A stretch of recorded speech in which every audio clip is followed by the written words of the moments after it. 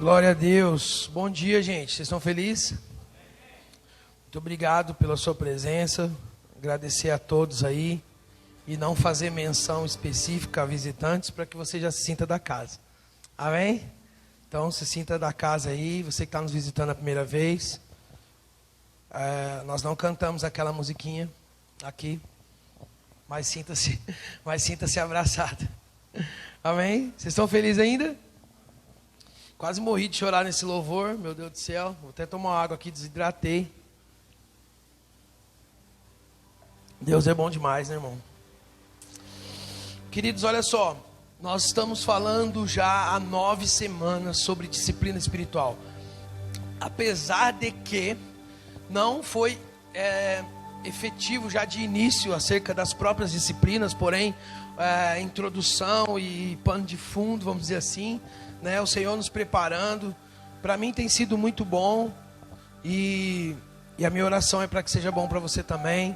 Então, se você não assistiu nenhuma ainda, se você não ouviu nenhuma das mensagens, tem lá no YouTube. Assiste. Realmente são ministrações de 1 hora, né?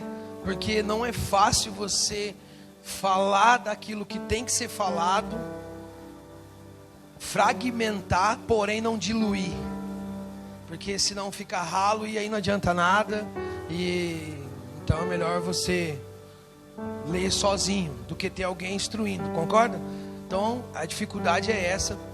Então interceda aí para que eu possa também comunicar hoje. Hoje a gente vai falar sobre, no caso a gente falou sobre a oração. E aí foram 2 semanas sobre oração. Falamos domingo passado sobre o jejum, foi tenso.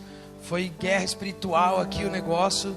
Você viu, né? Domingo foi pesado aqui. Não estava fácil, não. Para comunicar não foi fácil. O ambiente aqui estava pesado. Por quê? Porque é óbvio, né, cara? Se é uma batalha entre carne e espírito, a nossa carne que come para dedéu. Você entendeu? Aí começa, a nossa carne já é assim. Se a gente falar assim, ó, fica de pé, vamos orar, a primeira coisa que sai já é aquela. Sai um bocejo, né? Que só não dá para ver por causa da máscara. Porque é complicado, né? Falar de disciplina já é complicado. E a gente falou isso bem no início, né? Queria que eu contratasse, né? Alguém para fazer academia para mim, né? E o resultado fosse em mim. Olha que maravilha. Já pensou? Né? Contratavam 2, um para fazer corrida, né, Gabi? Um faz corrida, outro vai para academia, e eu fico em casa e o resultado vai aparecer em mim, no meu corpo. Olha que maravilha, irmão. Seria ótimo, porém não existe. Então a mesma coisa acerca das disciplinas espirituais. Nós acostumamos com alguém fazendo por nós. E aí a gente não tem uma base para saber sobre quem somos, sobre o que fazemos. E aí qual que é o resultado, irmão? Péssimos maridos, só que crente. Péssimos pais, só que dentro da igreja. Péssimos amigos e irmãos, porém é o crentão, o santão. Péssimos pastores, promíscuos, mas tem uma casca. Então, o resultado é óbvio. Então, o que nós estamos fazendo? Travando uma batalha? Sim. Então você vê que quando foi para falar de jejum, pesou o negócio. Foi mais difícil ainda. A oração já foi tenso, porém fluiu com mais facilidade. Agora o jejum já bateu. Por quê? Porque a gente acha que ou é exagero fazer e não resolve, ou pensa que vai conseguir também manipular Deus fazendo. Tipo, eu vou fazer um jejum, aí Deus, né, alivia para mim, passa o pano e tal. E não deu. Então a melhor lição que a gente deixou sobre jejum foi de que jejum não é só ficar sem comer. É muito pelo contrário, é se alimentar, só que do pão do céu. Amém? Que assim como Adão comeu do que não era para comer e teve os seus olhos abertos e enxergou a sua nudez, a sua vergonha. Ou seja, quando nós estamos se alimentando do que Deus não mandou, nossos olhos serão abertos para a nossa vergonha. Mas quando alimentamos daquilo que Deus mandou, ou seja, do pão do céu, então nossos olhos são abertos para como? Para ver como Deus vê. E na visão de Deus você é perfeito. Você é maravilhoso. Amém? Por quê? Porque você é a cara de papai. Entende? Quando você diz que você é ruim, você diz Deus fez algo ruim. E aí, sabe o que pesa? Pesa que aquele seu vizinho funkeiro lá no nível 5 do CREO, nem tem mais isso, né, irmão? Eu sou meio desatualizado agora. Eu tenho que desviar um pouco para saber o que está rolando. Não sei, na minha época era o CREO, né? Aquele cara que você às vezes tem uma aversão e Deus ama ele igual ama você. E esse que é o difícil, irmão. Não é verdade? Ainda mais o tal do crente, irmão. Só para quem é crente, tá? Nós não vale. Mas quem é crente tem uma mania de achar que Deus ama mais ele do que o outro. E é por isso que ele fala mal do outro e ainda fala assim: Deus vai pesar a mão. Aí o cara lê a Bíblia, fala assim: Deus é por nós, quem será contra nós? Aí ele ameaça o outro. Deus é por nós. O nós dele é ele e a paróquia que ele vai. Entendeu? É ele e a trupe. E aí o outro, quem está no mundo, é o... Aí você vai daquele que é contra nós. E não está entendendo. Se Deus é por nós, quem será contra nós? Então se Deus é por quem? Por nós. Então Deus é por nós, é por você e por aquele que você acha que está contra. Alguém está entendendo ou não?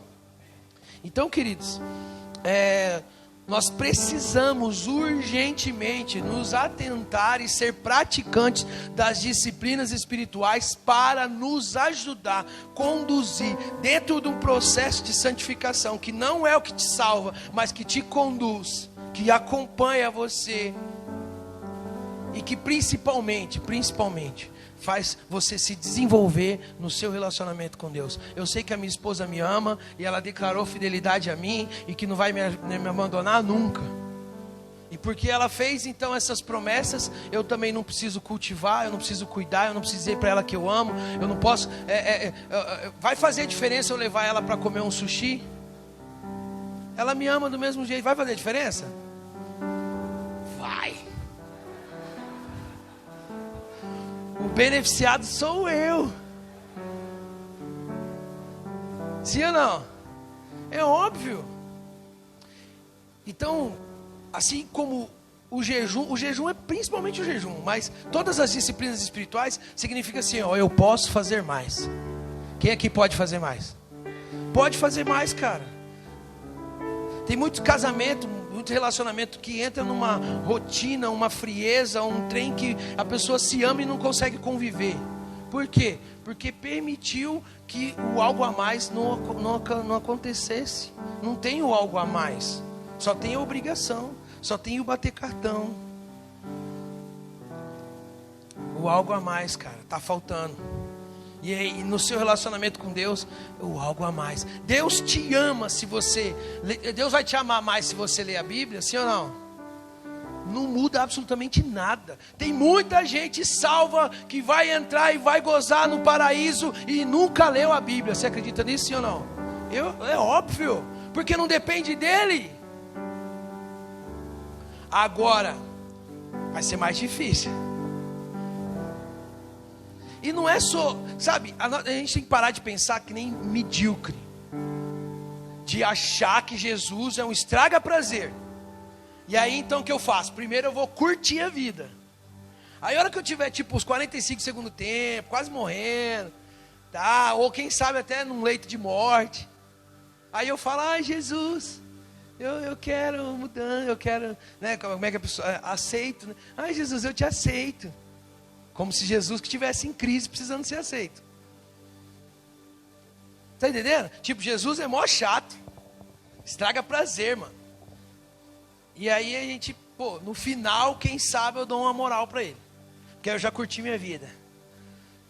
Entendeu? Essa é a maior mentira plantada na cabeça da maioria hoje, cara.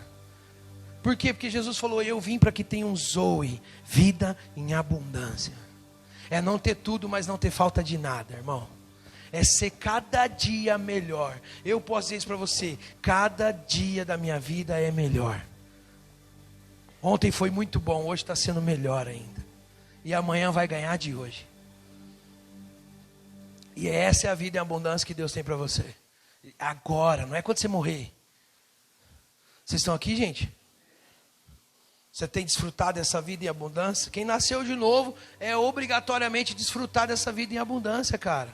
O velho morreu.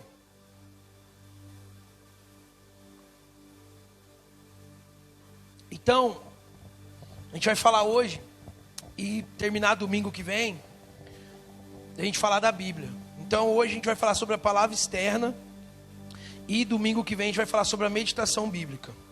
Então, para falar um pouco sobre a Bíblia, que é um livro o mais amado, é o livro mais amado do mundo, porém também o mais odiado. Hoje já ultrapassa o número de 5 bilhões de cópias vendidas, você sabia disso? É o mais vendido, disparado, mas olha, é assombrosa a diferença do primeiro para o segundo. Ok? E o segundo que já foi mais impresso, né? É o Peregrino, que é um livro voltar, praticamente é uma caminhada, uma jornada cristã ali em livro. E assim, a Bíblia tem essa, hoje ela tem o seu momento, teve, né, o seu momento de maior exaltação, e hoje talvez, vocês estão aqui, bom dia? Talvez hoje ela vive num momento de desprezo e descredibilidade. Por quê? Porque é muito fácil se tornar um cético e é muito fácil colocar a desculpa, vamos dizer assim, a culpa na Bíblia. Entende? Ela tem sido usada de maneira errada, interpretada de maneira errada.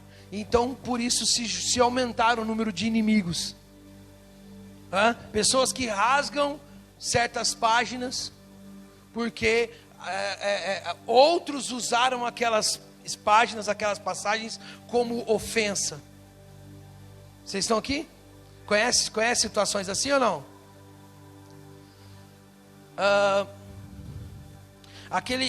Eu esqueci o nome do ator, aquele velhão que faz o Gandalf no Senhor dos Anéis, como é que ele chama? Alguém lembra? Esqueci o nome dele. Aquele senhor, ele é homossexual. Vocês sabiam disso ou não? Ele é homossexual. Todo hotel que ele vai, e graças aos Gideões, todo hotel tem uma Bíblia. Você sabia disso ou não? Graças ao Ministério Gideões, todo hotel hoje tem uma Bíblia na cabeceira lá. Hotel que se presta. Tem uma cabeceira, tem uma Bíblia lá. E esse ator, eu lembro dele dizendo que ele tem um apreço por Jesus, tudo, mas todo hotel que ele vai, ele pega as Bíblias que estão de cabeceira e arranca a folha que diz que o homossexual, né, o homem deitar com outro homem é abominação. Então ele rasga aquela folha, porque além dele... Mas por quê? Porque sempre foi usado aquilo como uma ofensa para ele. Concorda? Sim ou não? Não foi da maneira que deveria ser, mas sempre foi usado para provocar. Então estou dando um exemplo de vários que eu acho que já passou um filme na sua cabeça aí, e você já deve ter situado como acontece. Então é um livro muito amado, porém um livro também muito perseguido e odiado.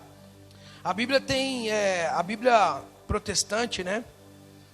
Ela possui 1189 capítulos, 31.102 versículos. A protestante tem 66 livros, né, sendo 39 do primeiro mandamento, ou velho mandamento, e 27 do novo.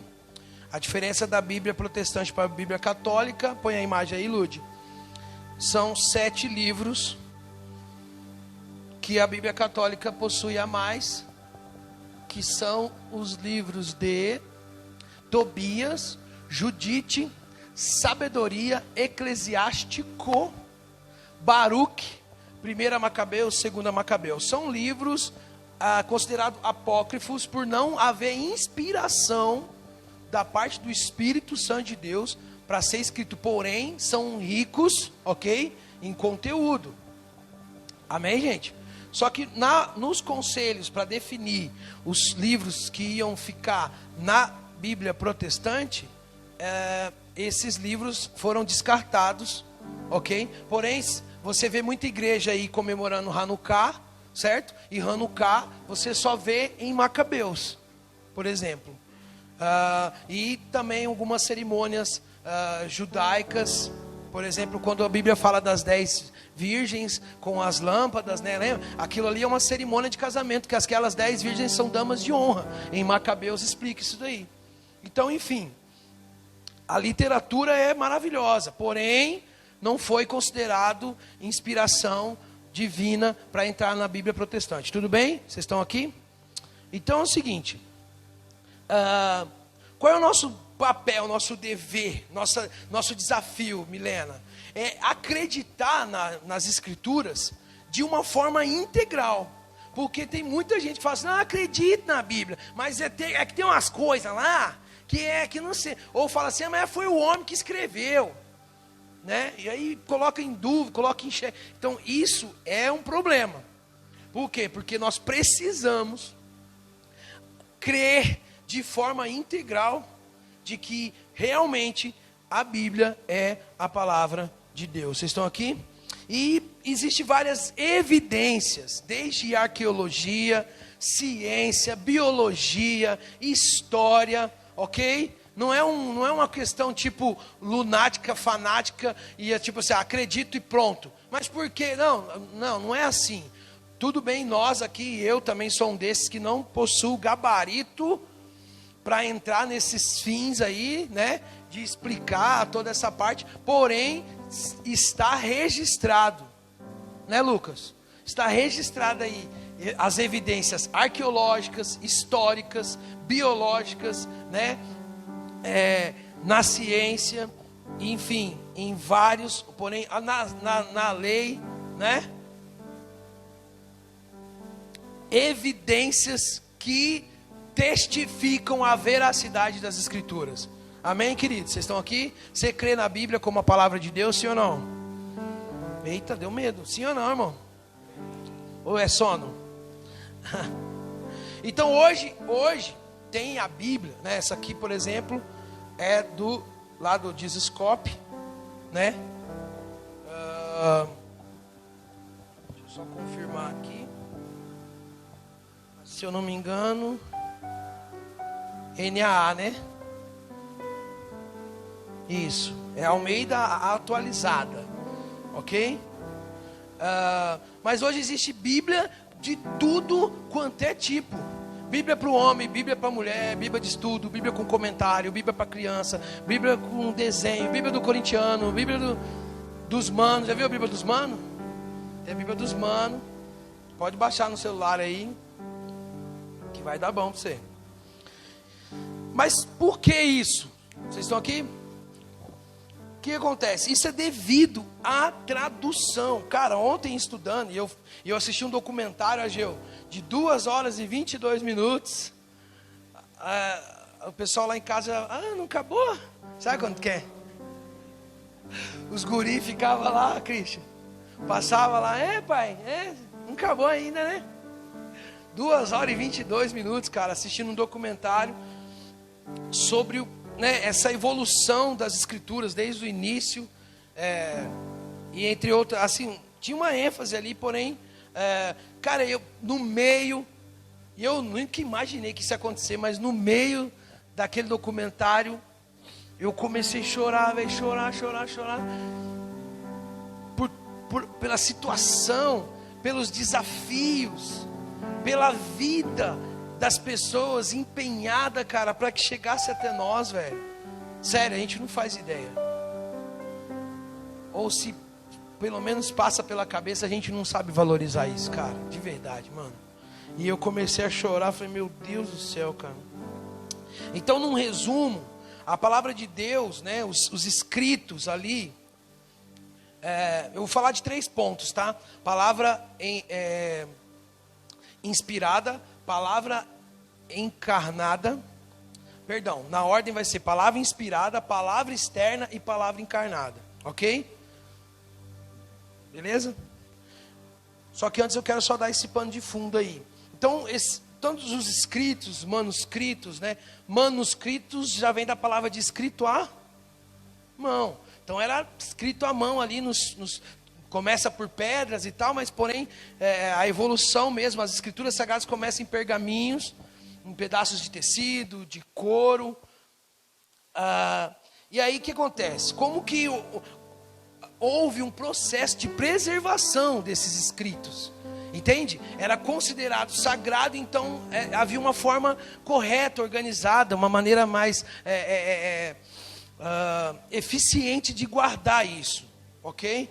Então, e os escribas que tinham esse papel, quem é os escribas? Os escritores, né? Não se costuma chamar eles de autores, porque a autoria da Bíblia fica para o Espírito Santo, amém? Mas são escritores ali. Então a Bíblia é um fenômeno, cara. E esses escribas tiveram sucesso em preservar de uma maneira sobrenatural, ou seja, praticamente testificando que só Deus poderia fazer isso, de preservar com tanta fidelidade, entende, Médici? Coisa que foi escrita há 3.000 anos, cara, 2.000 anos, velho. E aí, por isso que muita gente fala, ou é muito velho, muito desatualizado, ou põe em xeque a veracidade, entende? Por ser muito antigo. Porém, como eu disse, as evidências estão aí para provar.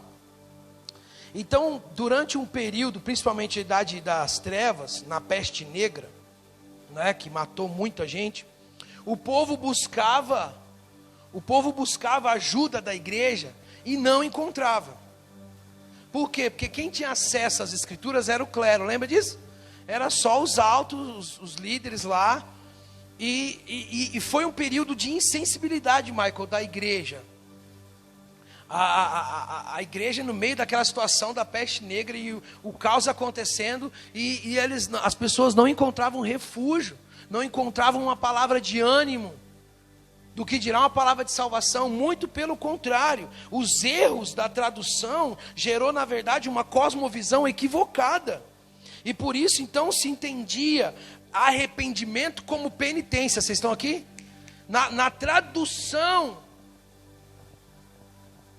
equivocada, já trouxeram o arrependimento como uma penitência. Então, essa penitência era comercializada. Vocês lembram disso? Isso é história também.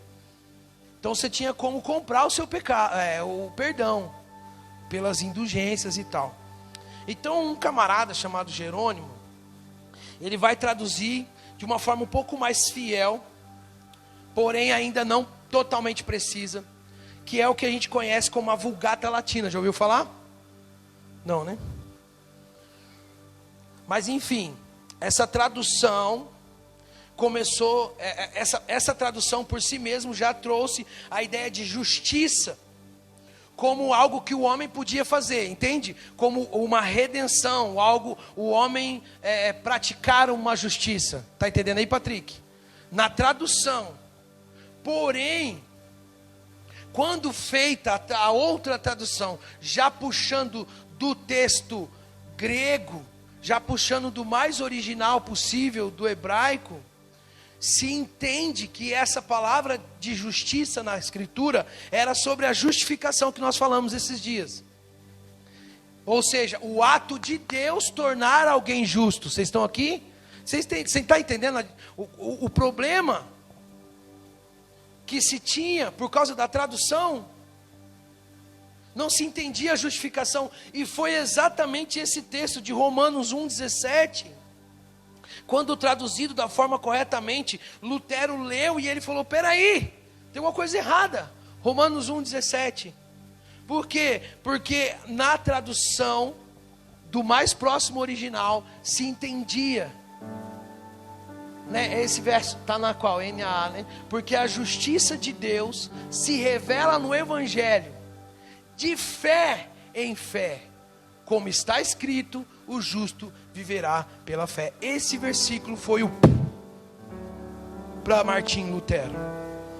E ele falou, cara, peraí, é isso mesmo? E aí ele lia a Vulgata Latina e ele comparava e ele falava, não, peraí, cara, está errado. Por quê? Porque se entendeu então que não era pelas obras. Aqui, vocês estão aqui? Que não era mais pela penitência, que não era algo que você podia fazer, porém era por meio da fé, de algo que Deus faz, de algo que Deus já havia feito, já está consumado, já havia feito em Cristo Jesus. Deus nos perdoou e nos justificou, imputou nele a culpa e imputou em nós o mérito. Ele se tornou o pedófilo, o estuprador, o mentiroso.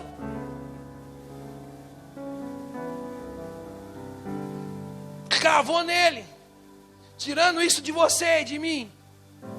E a recompensa por cumprir a lei, que era impossível para qualquer um, porque o salário do pecado já é a morte. Então ninguém poderia pagar esse salário, só alguém sem pecado. Mas todo mundo já nascia pecador. Por isso ele veio como semente do céu do Filho de Deus, o Filho de Deus, sem pecado, para pagar o salário do pecado, que era a morte. Então alguém sem pecado morreu e te justificou. Você entende? Uma tradução prendia as pessoas em outra realidade, em ter que garantir a sua salvação. Ei, deixa eu te falar, já faz mais de 2000 anos e tem um monte de gente ainda tentando, e tem um monte de gente ainda pregando que é assim que você vai conseguir. E está cheio de gente triste, porque não sabe se Deus está feliz com ela ou não. E toda semana está tentando se salvar. E quando alguém diz Jesus está voltando, não é um dia de alegria para ela. Se alguém fala Jesus está voltando, as pessoas usam Jesus está voltando como algo ruim. Só que a noiva está dizendo, ora vem, Maranata. A noiva está dizendo, vem. Mas a amante está com medo. Mas está escrito que ele virá como um ladrão. Para quem? Para mim não vai ser, porque eu estou esperando. Você entende? Não é você que se salva, Ele já te salvou. Não é sobre não é isso que você tem que fazer. É crer e andar como quem crê. Porque só falar realmente não vai dar certo. A fé só é viva por obras. Só que não são as obras que te salvam. Você está aqui, irmão? Então você entende como uma tradução, cara. Então Lutero, falou, cara, olha o texto, olha o que Lutero disse. Isso aqui é uma frase de Lutero. Quando eu vi que a retidão de Cristo, ou a retidão de Deus, não era um padrão impossível, que eu tinha que obter por meus próprios esforços, mas eu vi gratuito de Deus e era recebido apenas pela fé, eu senti que eu havia entrado nos portões do paraíso. Martim Lutero. Muda tudo, cara. Vocês estão aqui? E isso só foi possível por causa da tradução das escrituras. Lutero não queria romper com a igreja católica. Nunca foi a intenção dele. A ideia de Lutero era reforma interna. Porém, se recusaram. Por quê? Porque havia uma treta em quem era a autoridade: o livro ou o Papa, o livro ou os cardeais. Vocês estão aqui? Então, a mudança era necessária, pois a tradução permitiu que as pessoas enxergassem aquilo que a igreja estava fazendo, mas que não batia com as escrituras. Vocês estão aqui? Por que aconteceu a reforma? Porque não dava mais. Eles olhavam para a igreja fazendo algo e olhavam para as escrituras e diziam, não bate. Fala a verdade, você acha que está muito diferente de hoje? Então quando o povo entendeu isso, o rompimento foi inevitável. Se tornaram oposição até com a igreja católica. E eu não estou aqui pregando contra catolicismo, tá óbvio isso, né, irmão? Amém? Não tem nada a ver, nem crente e evangélico eu sou. Então é só querer entender que vai dar bom. Ou seja, não importa o que eu acho que é. Né, André? Não importa o que eu acho. Não, mas é que eu estou achando que está querendo falar isso. Não, cara. O real significado. E o real significado está no texto original. Por isso a tradução foi tão essencial. Concorda comigo? Por quê? Porque foi tudo escrito em hebraico. E alguns até em aramaico. E o aramaico era uma mistura de hebraico com a língua de vários lugares. Porque Israel foi passando. Foi misturando um pouco, entende? Era um dialeto. Então o que acontece? Um dos tradutores, chamado William Tyndale, esse cara foi conhecido assim por ser iluminado por Deus para não só traduzir, mas também interpretar. Entende? Tyndale foi o primeiro cara a não só traduzir, mas também trazer interpretações. Ele colocava, por exemplo, no começo daquela Bíblia que ele estava traduzindo, ele colocava então comentários, como se fossem explicações, para quando a pessoa lesse, entendesse melhor. Vocês estão aqui? Tyndale, esse cara foi o primeiro a fazer isso. E essa tradução dele ajudou muita gente. E passou a ajudar então as pessoas normais. Tyndale começou a enfrentar resistência com os líderes. Porque eles diziam, né? Inclusive há um relato de que ele falou para um dos líderes lá, dos padres, que ele ia fazer de um camponês mais conhecedor das escrituras do que aquele padre. Ou seja, a palavra de Deus começou a chegar a todos. E não só a chegar, mas também a ser interpretada. Ok? Então 85% do que nós temos hoje da King James vem da tradução dessa Bíblia do Tyndale. Ok? 85% do que a gente tem hoje da tradução King James, que tem muita gente que gosta de usar, eu uso de vez em quando, e ela vem desse cara, do Tyndale. O que Tyndale fez... Você parou por quê? Você está triste? Não, né? Cansou, Marcos? Cansou? Põe um pad aí, gato. Tá tão gostoso, né, irmão? Você tá com sono, irmão? Tá com sono não, né? Tá com sono, é melhor ele parar, senão você vai...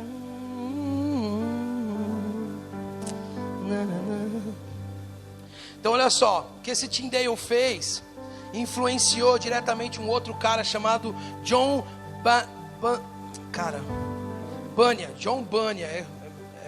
Tá meu inglês tá meio ruim. Coloca aí o cara lá, Lud. Esse cara aqui, ó. O John Bunyan.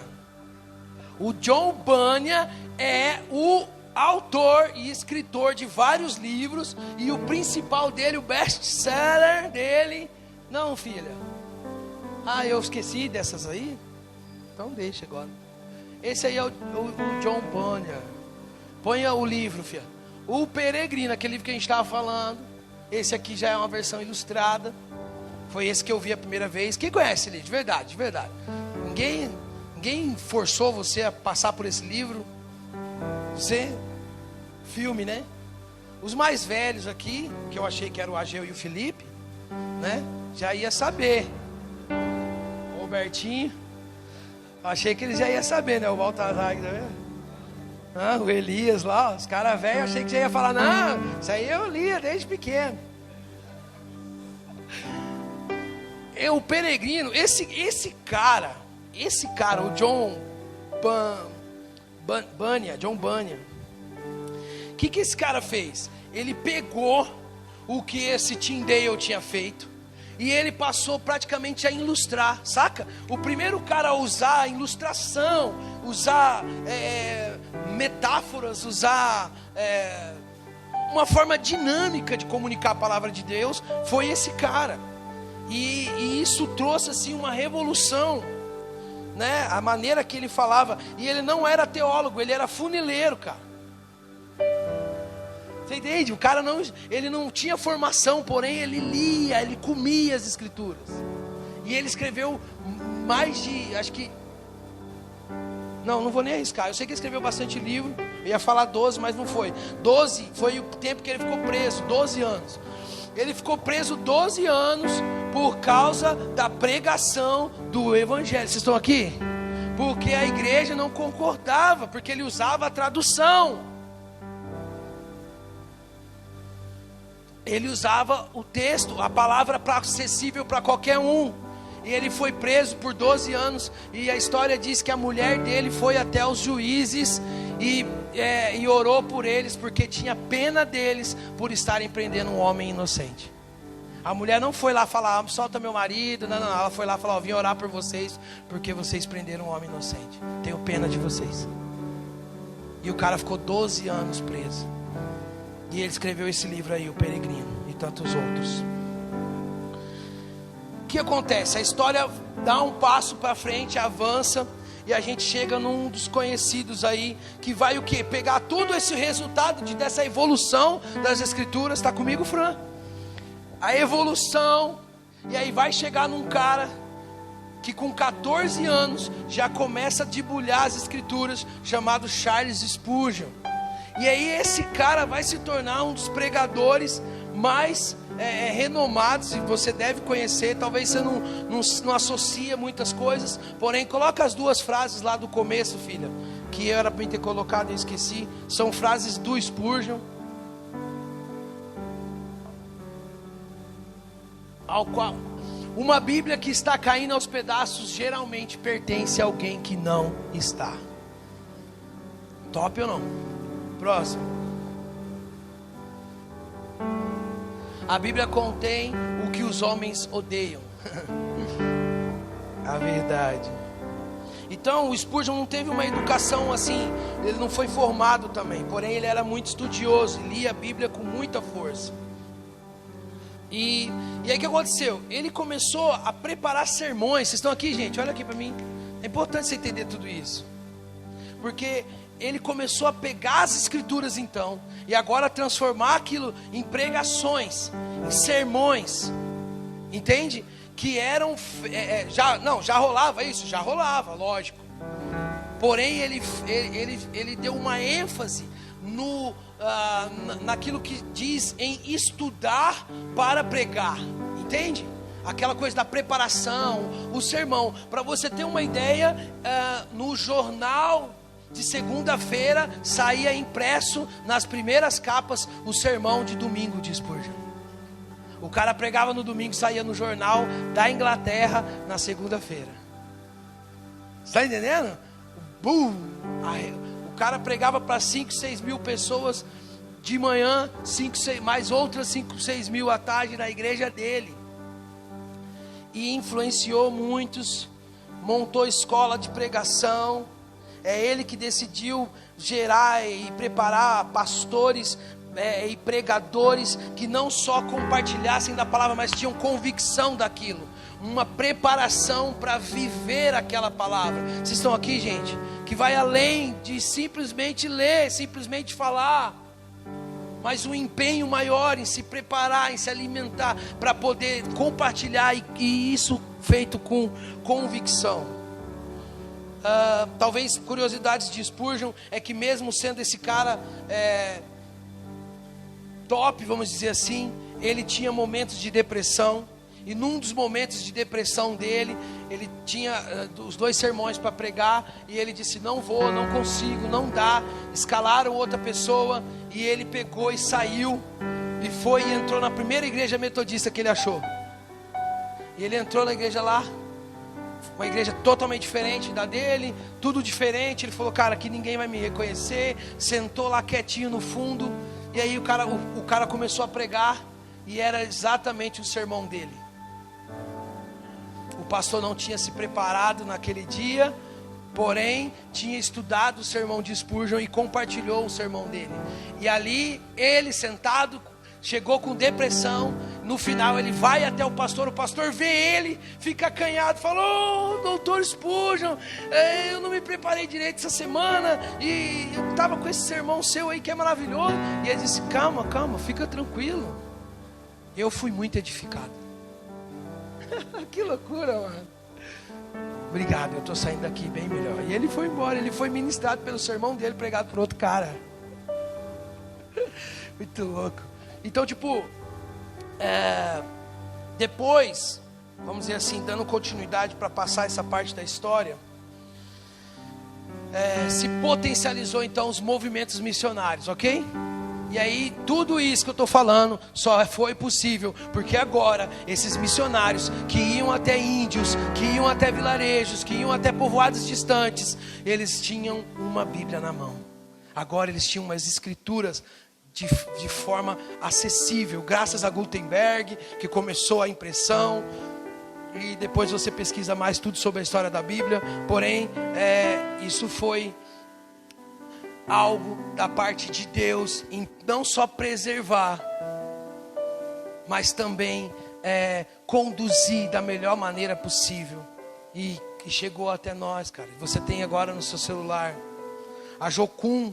E é isso que eu falo sobre ser relevante, sabe? A Jocum está juntando dinheiro para comprar um sinal de satélite, para que em algumas regiões onde não tem o acesso à internet lá, para que eles possam baixar a Bíblia. Entende? E isso é ser relevante num extremo, cara. Os caras estão comprando sinal de satélite para o pessoal poder baixar a Bíblia. Vocês estão aqui, gente? Entende a importância? Entende? E aí, só para finalizar, no nosso aqui, no caso, nosso português, a nossa Bíblia em português foi traduzida, a primeira parte pela Vulgata Latina, por isso também tivemos então alguns problemas, mas já foi também corrigida e atualizada. Então, talvez você nunca se atenta para isso, mas tem Bíblia que tem versículos a menos. Tem Bíblia que tem tradução diferente. Então sempre procura a atualizada, a revisada, porque vai ser mais próximo do original, ok? Ou você procura a de Dave Ster, que é bem tipo tirado do hebraico. E aí você compra duas, uma você dá para mim, a outra você fica com ela, que também é top. No nosso caso então aqui, o cara que traduziu foi o João Ferreira de Almeida. E você vai ver aí a maior das escrituras, nossa, aqui tudo com o nome dele lá, porque foi ele, um português, né, que traduziu para a língua portuguesa a Bíblia, ok? Então vamos lá, vamos falar então da palavra inspirada. 2 Timóteo capítulo 3, verso 16. Então, toda a escritura, 2 Timóteo 3,16, toda a escritura é inspirada por Deus e útil para o ensino, para a repreensão, diga repreensão, fala aí para você acordar, repreensão, para a correção, diga correção, para a educação, diga educação, na justiça. Então, algo que testifica e evidencia a veracidade das escrituras, quando as pessoas dizem, mas é escrita por homens e tal. Sim, até porque cavalo não escreve, porém há um entendimento acerca da inspiração. Isso significa que há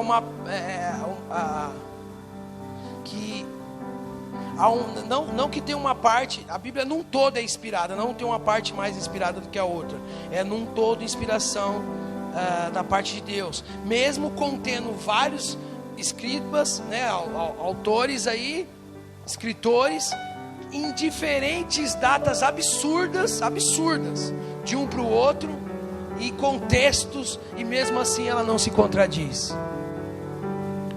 Isso é uma das provas da inspiração. Então o próprio Deus é o autor primário das escrituras sagradas. Posso ouvir amém? A natureza humana da Bíblia significa que ela foi escrita por homens, mas na sua natureza divina significa que foi inspirada por Deus, né? A palavra inspiração no grego, vamos ver se meu grego tá bom, é telpneutos, né? Se é isso mesmo, você também não vai saber, né? Está escrito. Theopneutos, que significa, olha só, inspiração no grego, theopneutos, que significa assoprado por Deus. Deus ali e o cara, mano, se você assiste, você associa, você vê tipo assim, os caras gastando dias, meses para escrever poucas páginas, irmão, na mão ali, ó, entende? Muito louco isso, cara. Deus respirando dentro do homem, falando com o homem através do Espírito Santo. 2 Pedro, capítulo 1, verso 20 e 21. Diz assim: primeiramente, porém, saibam que nenhuma profecia das Escrituras provém de interpretação pessoal, porque nunca jamais qualquer profecia foi dada por vontade humana. Isso é Pedro dizendo. Entretanto, homens falaram da parte de Deus, movidos pelo Espírito Santo. Essa palavra movidos é impelidos, né? É levados avante. Deus soprou, influenciou cada escriba para escrever ali, mesmo que cada um possuía o seu estilo, e isso ficou claro nas Escrituras. Mas não se contradiz e propriamente uma inspiração, ok? Vamos então falar da palavra externa. O que é a palavra externa? É o livro. Diga comigo, o livro. Cara, a treta de Lutero foi essa. Lutero afirmava agora com a revelação que ele teve, ele disse, cara, Deus Todo-Poderoso, soberano, decidiu falar com o homem através de um livro. Talvez eu e você não conseguimos associar isso. Talvez a nossa sensibilidade às coisas de Deus estão resistentes e a gente tem essa dificuldade. Mas cara, os caras estavam vivendo isso na prática. E quando você entende que Deus Todo-Poderoso, Criador de todas as coisas, majestoso, resolveu falar com o homem através de um livro, e o seu está onde? E a gente consegue gastar tempo com qualquer outra coisa. Por quê? Porque é chato, eu não consigo, eu não gosto de ler. Exatamente. É o Espírito de Deus quem traz essa inspiração para você ler. E obviamente o entendimento do que você está lendo. Só que é transformador, cara. Transformador. Sério mesmo, sério. Tem muita gente que quer receitas, quer fórmula mágica, quer milagre. Não, que tem um povo que é milagre e é o tal do crente. O que é o milagre? É eu não faço nada e Deus vê se me ajuda. Fala a verdade, irmão. Porque ninguém quer ficar paralítico para receber o milagre de voltar a andar. Você quer esse milagre? Quer morrer para receber o milagre da ressurreição? É óbvio que não. O milagre que a gente quer é trocar de carro, trocar de casa, sem dinheiro e sem trabalhar. Não é esse? Fala a verdade, não é esse milagre que a gente quer? Algo maravilhoso. A gente quer ganhar na loteria gospel. Deus dá uma forcinha, do nada eu fico rico. Do nada meu patrão manda embora o gerente e me coloca lá. Porque alguém vai ter que perder para me ganhar. É uns absurdos, irmão, que eu não vou nem gastar tempo aqui. Porém, a gente entra nessa rota. Mas por quê? Porque a gente não conhece a vontade de Deus. E por que não conhece a vontade de Deus? Porque não lê ela. Só isso. E Deus falou. Não tem aqueles desenhinhos toscos de postagem de Facebook? Senhor, fala comigo. Aí aparece uma mão assim. Você já viu? Quem já viu? Aparece uma mão dando a Bíblia pro cara.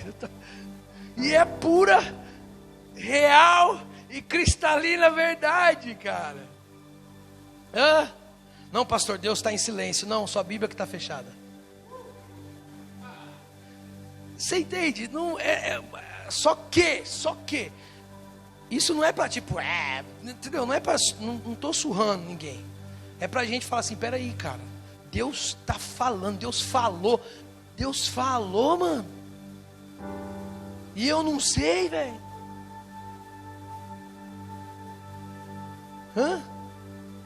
Nada contra nenhum outro tipo de literatura. Porém, cara, sei lá, palavra de Deus você não quer ouvir.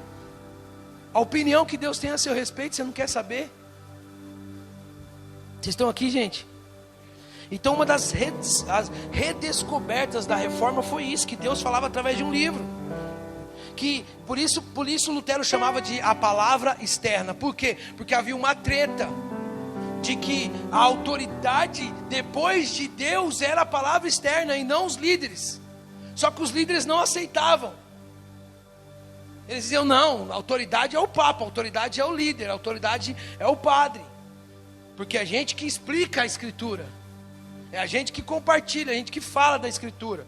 Por isso que não precisa traduzir, não precisa se preocupar com todo mundo ter acesso. A gente faz isso porque nós somos a autoridade. E havia pessoas que brigavam com isso e começaram a chamar não só Lutero, como todos os outros protestantes, de hereges, que estavam colocando as Escrituras, a palavra externa, no lugar de autoridade máxima depois de Deus.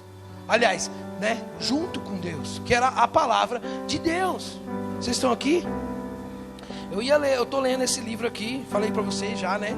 Compartilhei da parte da oração, que é de Agostinho, e a parte que fala muito das Escrituras é de Lutero.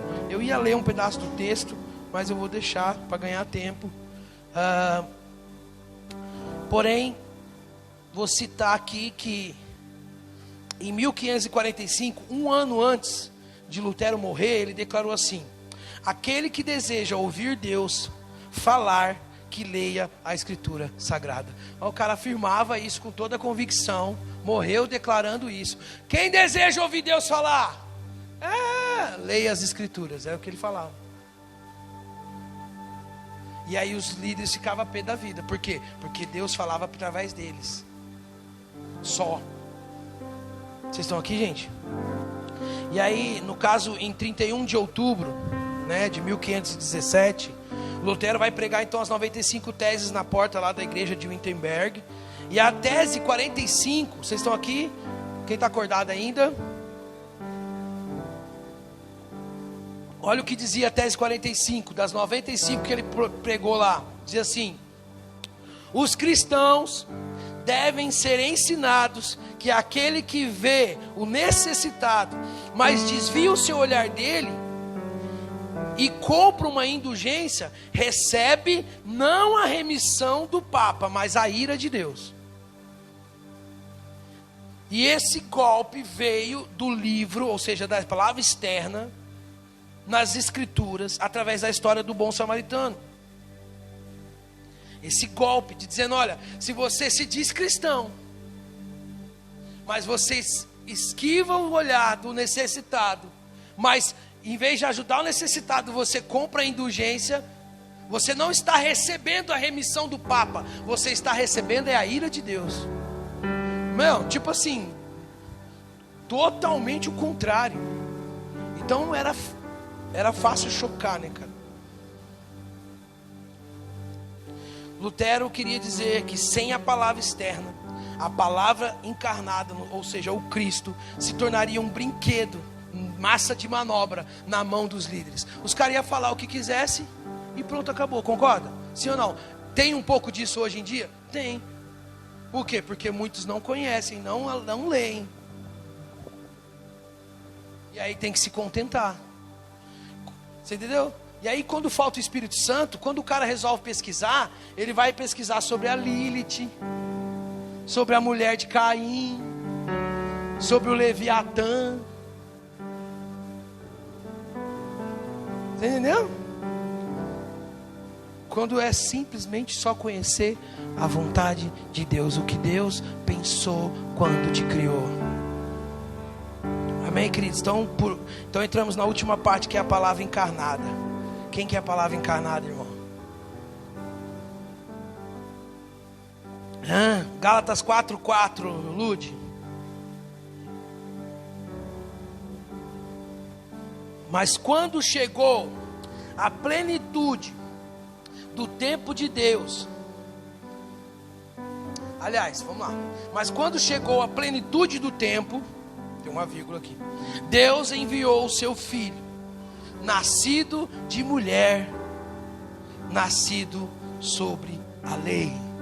Deus enviou o seu filho, a palavra encarnada. João 1,14 diz assim, João 1,14 diz: e o verbo se fez carne e habitou entre nós, cheio da graça de Deus e verdade, e vimos a sua glória, glória como o unigênito do Pai.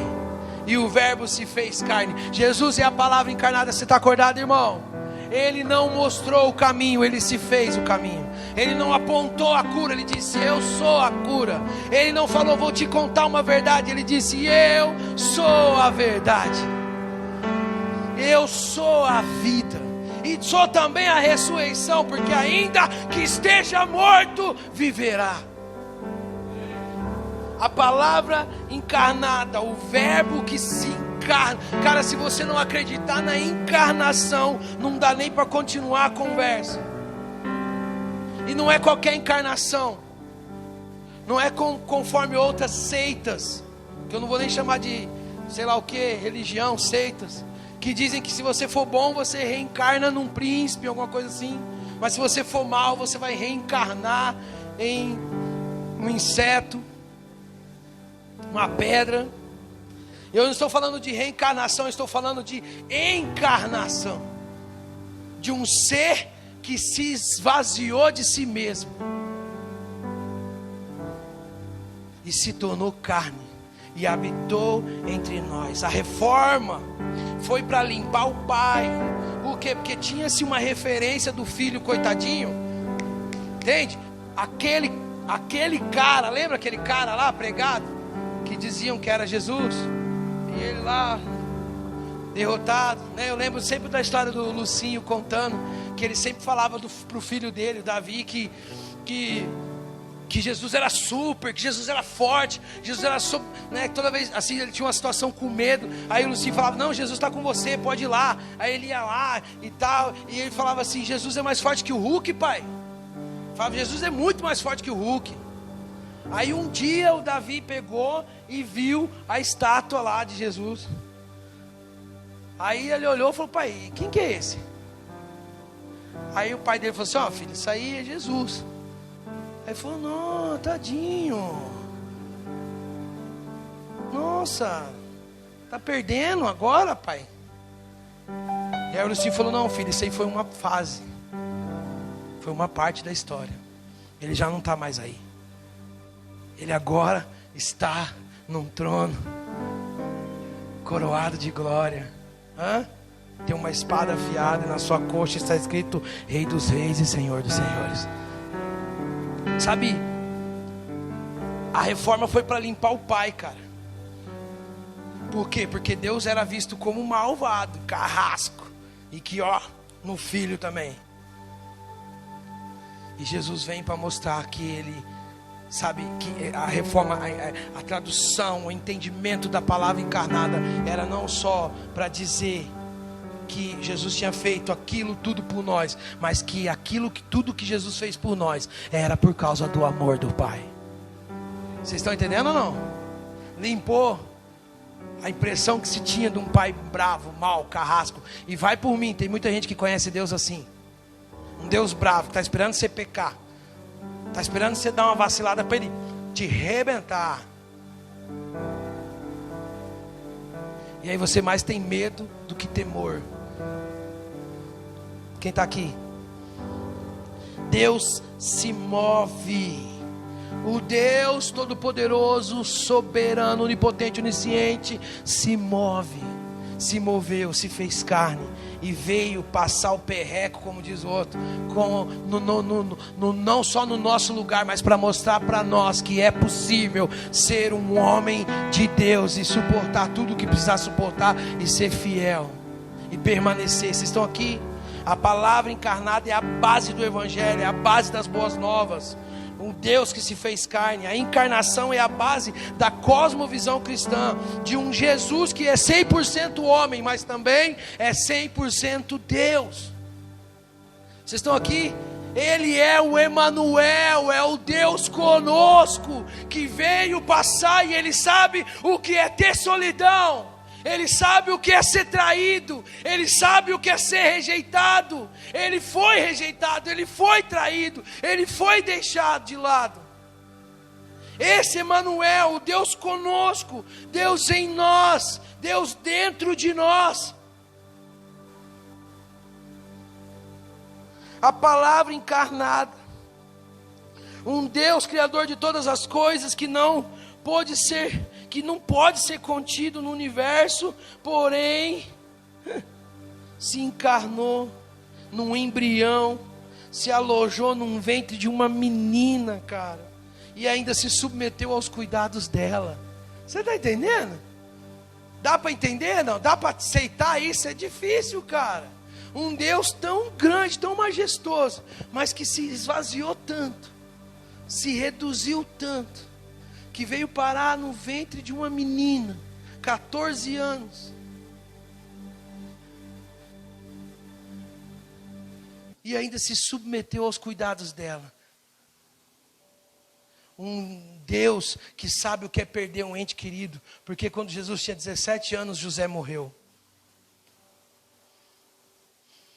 E José para Jesus era um pai. Ensinou muita coisa para ele. Por favor, você está entendendo o que eu estou querendo dizer? Que a palavra encarnada, cara, é para você entender que Deus é com você, que Emanuel é Deus conosco e que Ele sabe exatamente o que você passa. Sabe exatamente os seus desafios, as suas tentações, os seus medos. Um Deus infinito, que se entregou aos cuidados da sua própria criatura.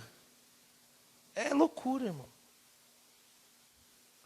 O verbo que se fez carne, o Emanuel, é um conosco, é semelhante a nós.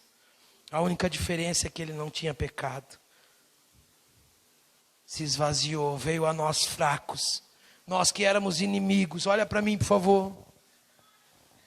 Sem o novo nascimento você ainda permanece inimigo de Deus. Mas Ele veio assim mesmo. Nos transformou, cheio de graça e verdade, nos perdoou, revelou a sua glória. Como que Deus revela a sua glória? Numa forma humana, cara. Jesus não veio ensinar você e a mim a ser Deus. Ele veio nos ensinar a ser humano. Por isso que Deus amou o mundo de tal maneira. Deus amou geral. Deus amou todos. E eu falei isso lá na parada LGBT. E agora por causa disso tem gente que não quer que eu vou na igreja deles.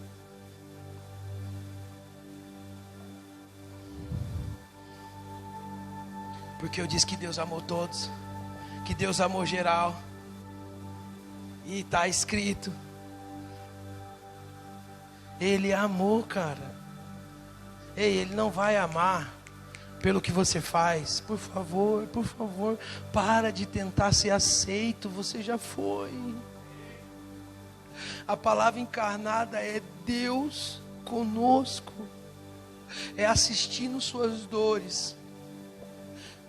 Pastor, mas por que tem coisa que eu não venço? Porque Ele não quer que você vença, Ele quer te ensinar a suportar.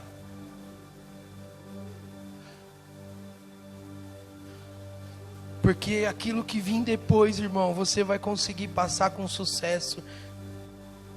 Sabe, olha aqui para mim, o pecado realmente é terrível. O pecado é tão terrível que a morte de Jesus precisou ser violenta. Ela precisou ser terrivelmente violenta. Porque o pecado é terrível. Porém o amor de Deus, de se fazer carne e estar conosco e passar nas mesmas situações que nós, e se fazer um conosco. Ele é o único que pode te curar, Ele é o único que tem as respostas, Ele é o único que pode te sarar, Ele é o transformador, Ele é o resgatador, cara.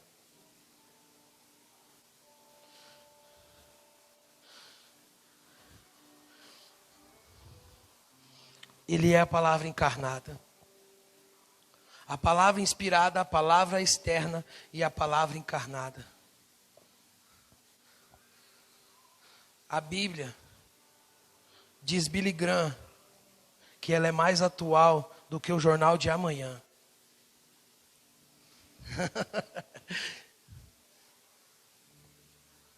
Cara, fala a verdade. Se realmente você não está interessado em saber o que Deus tem para falar.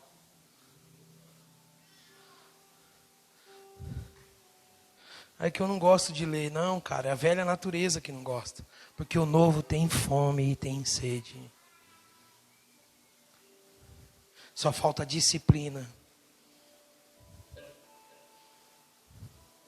A Bíblia foi muito perseguida, foi queimada em praça pública, foi envenenada nas páginas, e as pessoas que tinham o hábito de passar as páginas para ler morreram todas. Páginas envenenadas, tamanha perseguição, só que nada parou ela, cara. Nada parou esse livro. Um filósofo e político francês, chamado Voltaire, disse que ele pegou a Bíblia e disse assim: daqui 100 anos essa Bíblia vai estar num museu, porque vai ser totalmente desatualizada e retórica e desnecessária. Daqui 100 anos ela vai estar num museu. Exatamente 100 anos depois, na onde Voltaire nasceu, a casa que ele nasceu, se tornou o maior distribuidor de Bíblia da França. Exatamente quando ele disse 100 anos depois. Aonde ele tinha nascido, virou o maior lugar de distribuição de Bíblia da França. Na China, se você era pego com a Bíblia, você tinha as mãos amputadas. Quem já viu isso? Se você fosse pego com a Bíblia, você tinha a mão amputada, você tinha as mãos cortadas, você é punido. E hoje já são 100 milhões de cristãos na China. E isso é o que dá para contar, fora as igrejas enfiadas dentro da terra. Coloca a imagem aí, Lud.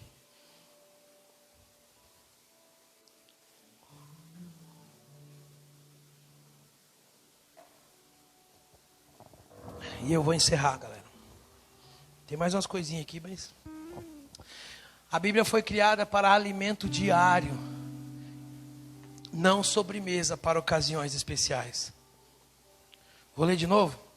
A Bíblia foi criada para diário e não uma sobremesa para ocasiões especiais. Olha para mim, não é amuleto. Não adianta catar a Bíblia e querer bater no capeta. Não dá para fazer unidunité. Oh Deus, fala. Ainda hoje estará comigo no paraíso. Sabe, não tem poder algum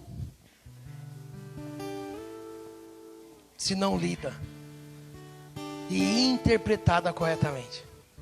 Vocês estão aqui? Não tem poder na cabeceira, não tem poder aberta no Salmo 91, deixando a página amarela. Não adianta esfregar, não adianta comer as folhas, até que seria uma boa ideia. Está entendendo? Só tem poder se lida e interpretada corretamente. Não é sobre caixinha de promessa. Não é espada no sentido de matar e ferir as pessoas. É uma espada para fazer divisão entre ossos e medulas dentro de você. Não é para você usar para ferir os outros. Não, espada. Tem um monte de crente doido aí querendo dar espadada nos outros. É para ferir você, filho. É uma espada para fazer araquiri. Sabe o que é araquiri ou não? Ninguém sabe. Araquiri é um suicídio japonês. Quando ele é desonrado, quando ele comete uma desonra, o japonês, samurai lá, tira a sua espada, enfia na barriga e ainda gira de lado. Isso é um araquiri. Isso aqui é você fazer um araquiri, irmão. Para você avaliar você mesmo. E não usar para ferir os outros. Vou terminar com a frase. Prepara os salmos aí, Lud. É o último versículo. É claro, cara, olha aqui para mim. É claro que precisa do quê? Primeiro, do Espírito Santo. Segundo, o Espírito Santo vai gerar o quê? Maturidade.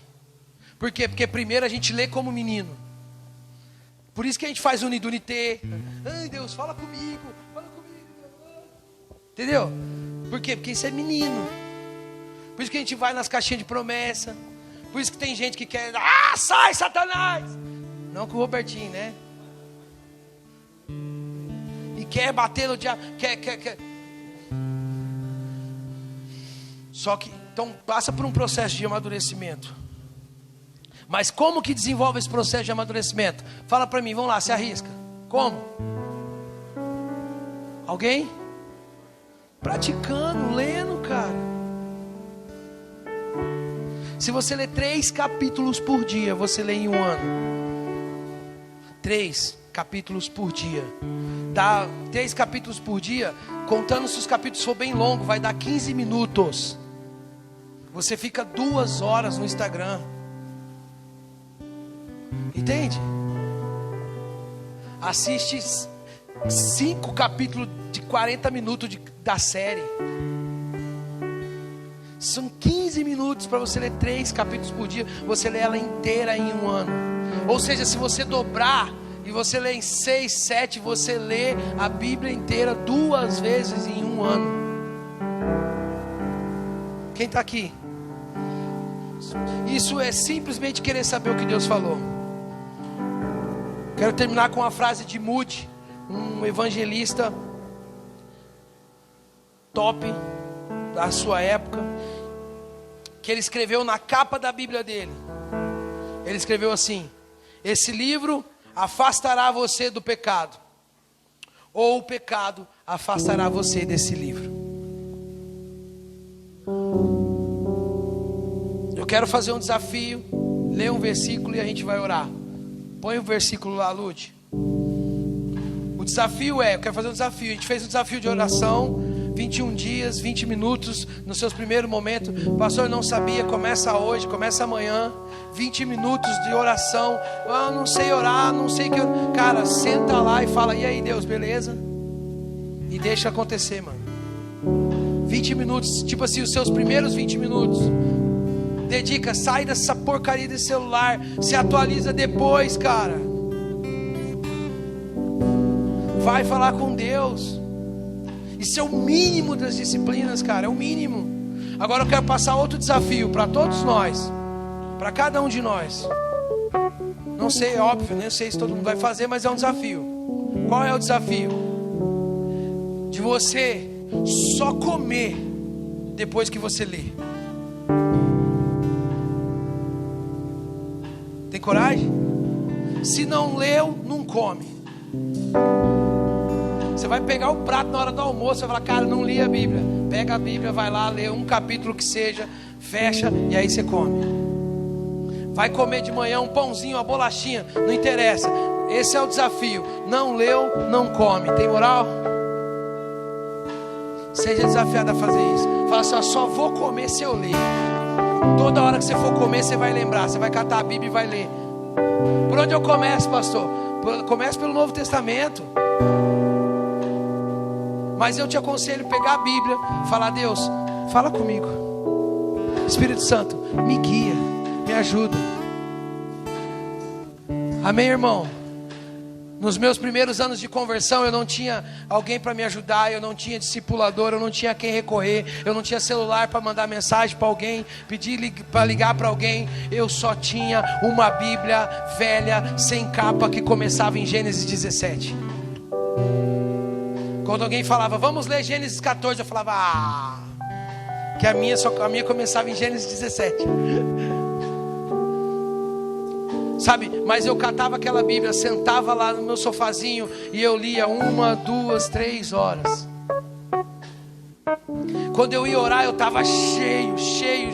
Eu não conseguia orar pouco, porque eu ficava orando e as palavras vinham e tudo vinha fluindo. Por quê? Porque você ora o que você lê, cara. Lâmpada para os meus pés é a tua palavra e luz para os meus caminhos. Deixa o versículo, olha aqui para mim, irmão. Você está falando, eu não sei o que fazer. Você está falando, e agora como é que vai ser? Você está falando, eu não sei que decisão melhor tomar. Você está em dúvida, você não está conseguindo falar com Deus, porque você sabe que tem situações para resolver, mas você não sabe como resolver, ou você não quer resolver. Você está tratando mal as pessoas, você está ferindo o outro, você está agindo de uma maneira ao qual não tem a ver com o caráter de Deus, e isso está te envenenando, isso está te machucando, isso está te esfriando e te levando cada vez mais para baixo e para longe de Deus, simplesmente porque você não para ouvir o que Deus está falando. É lâmpada para os seus pés. Vai ter dias, e a maior parte dos dias, a verdade é que estamos vivendo dias de escuridão, dias de trevas, dias de perturbação na nossa alma, mas temos uma luz, temos uma lâmpada para os pés, para ajudar a guiar os passos e os próximos passos. Principalmente você que tem decisões difíceis e radicais para tomar, você precisa saber por onde você vai andar, onde você vai pisar. Isso não é um papel, é a palavra externa, é Deus falando com você através de um livro. E a prova disso são vários e milhares de homens e mulheres que transformaram a sua vida em total mudança radical e influenciaram e são relevantes para outras pessoas, deixando legado para sua família por causa desse livro. Vamos orar.